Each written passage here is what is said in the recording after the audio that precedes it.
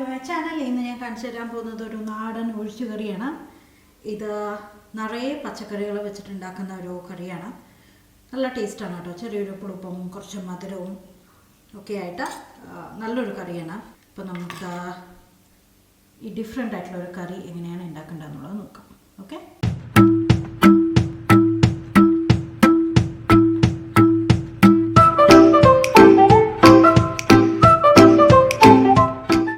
ഒഴിച്ചുകറി ഉണ്ടാക്കാൻ തുടങ്ങാം. അപ്പോൾ അതിന് വേണ്ടിയിട്ടാണ് ഞാൻ ഈ ഒരു പാത്രത്തിൽ ഒരു 1/4 കപ്പ് പുളി പിഴിഞ്ഞ വെള്ളം, കുറച്ച് കട്ടിക്കുള്ള പുളി പിഴിഞ്ഞ വെള്ളമാണ്. ഇതിലേക്ക് ഞാൻ 1 കപ്പ് വെള്ളം ഒഴിച്ചു കൊടുക്കുകയാണ്.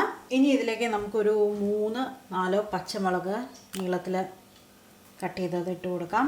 ഞാനിനി ഇവിടെ എടുത്തിരിക്കുന്ന വെജിറ്റബിൾസ് എന്തൊക്കെയാണെന്നുള്ളത് ഞാൻ പറയാം. ഞാനിവിടെ ഒരു മുരിങ്ങക്കായ കട്ട് ചെയ്ത് വെച്ചിട്ടുണ്ട് നീളത്തിൽ, അത് ഇട്ട് കൊടുക്കുന്നുണ്ട്. പിന്നെ ചെറിയൊരു കഷ്ണം എന്താ പറയുക, ലോക്കിയാണ് ഇതിന് മലയാളത്തിൽ എന്താ പറയുകയെന്ന് എനിക്കറിയില്ല. സോ ലോക്കി എടുത്തിട്ടുണ്ട്, അത് ഇട്ട് കൊടുക്കുന്നുണ്ട്.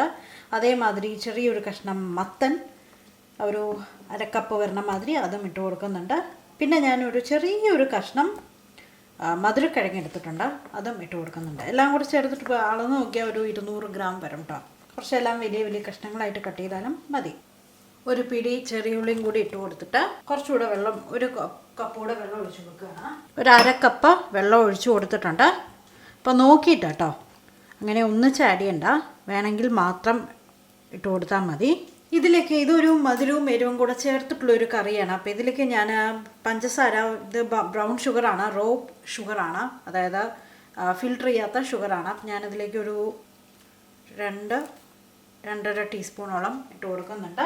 ഒരു 1/2 ടീസ്പൂൺ മഞ്ഞൾപ്പൊടി, ഒരു 1/2 ടീസ്പൂൺ മുളക് പൊടി, നമ്മൾ പച്ചമുളകും ആഡ് ചെയ്തിട്ടുണ്ട്, മുളക് പൊടിയും ആഡ് ചെയ്ത് കൊടുത്തിട്ടുണ്ട്. ഉപ്പും കൂടി ഇട്ട് കൊടുത്തിട്ട് നമ്മളിത് നന്നായിട്ടൊന്ന് വേവിച്ചെടുക്കാൻ പോകണം, കഷ്ണങ്ങളെല്ലാം കൂടി ചേർത്തിട്ട്.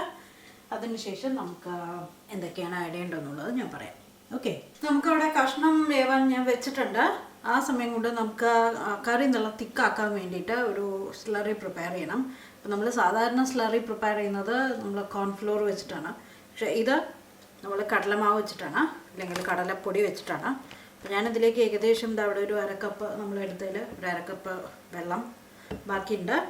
ഇതിലേക്ക് ഞാനൊരു 1.5 ടീസ്പൂൺ കടലമാവ് ഇട്ട് കൊടുക്കുകയാണ്. അപ്പോൾ ഇത് നന്നായിട്ടൊന്ന് കട്ടിയില്ലാതെ ഒന്ന് മിക്സ് ചെയ്ത് എടുക്കാം. ഇതാണ് കറിക്ക് ആ ഒരു തിക്നെസ് തരുന്നത്. ഓക്കെ, അപ്പോൾ അറിയാലോ കടലമാവിൽ നല്ല കട്ടയുണ്ടാവും. അപ്പോൾ നന്നായിട്ടൊന്ന് മിക്സ് ചെയ്തോളൂ. കഷ്ണം വെന്ത ശേഷം മാത്രമേ ഇത് ഒഴിച്ചു കൊടുക്കാൻ പറ്റുള്ളൂ. കഷ്ണങ്ങൾ വെന്തുകൊണ്ടിരിക്കുകയാണ്. പകുതിയോളം വെന്തു. ആ സമയം കൊണ്ട് തന്നെ നമുക്ക് വേഗം കടുക് വറുക്കാം. കാരണം കടുക് വറുത്തിട്ട് നമുക്ക് ഇതിലേക്ക് ഇട്ടിട്ട് വീണ്ടും ഒരു 5-10 മിനിറ്റ് വേവിക്കാനുണ്ട്. ചീനച്ചട്ടി വെച്ചിട്ടുണ്ട്. ഇതിലേക്ക് ഞാൻ കുറച്ച് നല്ലെണ്ണ ഒഴിച്ച് കൊടുക്കുകയാണ്. ഒരു 1-1.5 ടീസ്പൂൺ നല്ലെണ്ണ ഒഴിച്ചിട്ടുണ്ട്.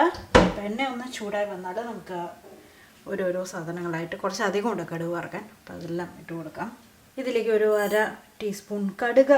ആ സമയം കൊണ്ട് നമ്മുടെ കഷ്ണങ്ങൾ ഏകദേശം വെന്തു. കടുക് പൊട്ടുന്ന ശബ്ദം നിങ്ങൾക്ക് കേൾക്കാം.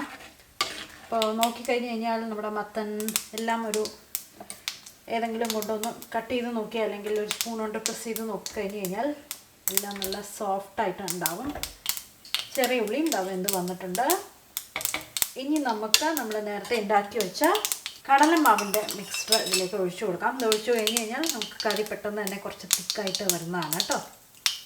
അപ്പോൾ ഈ കടലമാവ് ഒഴിച്ചതും കൂടെ ഒന്ന് വെന്ത് വരണം. കടുക് പൊട്ടിയിട്ടുണ്ട്. ഞാൻ ഇതിലേക്ക് ഏകദേശം 1 ടീസ്പൂൺ കടലപ്പരിപ്പ്, 1 ടീസ്പൂൺ ഉഴുന്ന് പരിപ്പ്, മുഴുവനായിട്ടുള്ള ഉഴുന്ന് ആഡ് ചെയ്താലും മതി, ഒരു 1/2 ടീസ്പൂൺ ജീരകം, ഒരു നുള്ള ഉലുവ, ഒരു 1/2 ടീസ്പൂൺ വരണ മാതിരി മല്ലി, മുഴുവനായിട്ടുള്ള മല്ലിയാണ് കേട്ടോ ഇതിലേക്ക് ആഡ് ചെയ്യുന്നത്. ഓഫ് ചെയ്യാണ് കരി ഉണ്ടാകുന്ന വിചാരിച്ചിട്ട്. ഒരു വറ്റൽമുളക് പൊട്ടിച്ചത് ഇട്ട് കൊടുക്കുകയാണ്. ക്യാമറ കറിയിൽ തന്നെ ഞാൻ ഫോക്കസ് ചെയ്തു, ഇതിലേക്ക് ഫോക്കസ് ചെയ്യാൻ വിട്ടുപോയി. അപ്പം ഞാനിതിലേക്ക് ഈ ഒരു സെക്കൻഡ് കൊണ്ട് ഞാൻ ഒരുപാട് സാധനങ്ങൾ ആഡ് ചെയ്ത് കൊടുത്തു. അപ്പോൾ ആഡ് ചെയ്തത് ഞാൻ കടുക് നമ്മൾ ആഡ് ചെയ്ത് വരെ നിങ്ങൾ കണ്ടിട്ടുണ്ടാവുള്ളൂ. അപ്പോൾ അതിനുശേഷം ഞാൻ ആഡ് ചെയ്തത് കടലപ്പരിപ്പ് ആഡ് ചെയ്തു 1 ടീസ്പൂൺ, ഉഴുന്ന് പരിപ്പ് 1 ടീസ്പൂൺ ആഡ് ചെയ്തു, ജീരകം ഒരു 1/2 ടീസ്പൂൺ ഇതിലേക്ക് ആഡ് ചെയ്ത് കൊടുത്തിട്ടുണ്ട്, ഉലുവ ഒരു നുള്ള ആഡ് ചെയ്തിട്ടുണ്ട്. പിന്നെ മല്ലി, മുഴുവനായിട്ടുള്ള മല്ലി ഞാൻ ഒരു 1/2 ടീസ്പൂൺ ഇതിലേക്ക് ഇട്ട് കൊടുത്തിട്ടുണ്ട്. ഒരു വറ്റൽമുളക് പൊട്ടിച്ചതും ഇട്ട് കൊടുത്തിട്ടുണ്ട്. ഇത്രയും ഞാൻ ഇതിലേക്ക് ആഡ് ചെയ്തു. ഞാൻ ഇനി ഇതിലേക്ക് ഒരു നുള്ള കായം ഇട്ട് കൊടുക്കുകയാണ്, നല്ലൊരു ഫ്ലേവറിന്. അതുമാതിരി കറിവേപ്പില.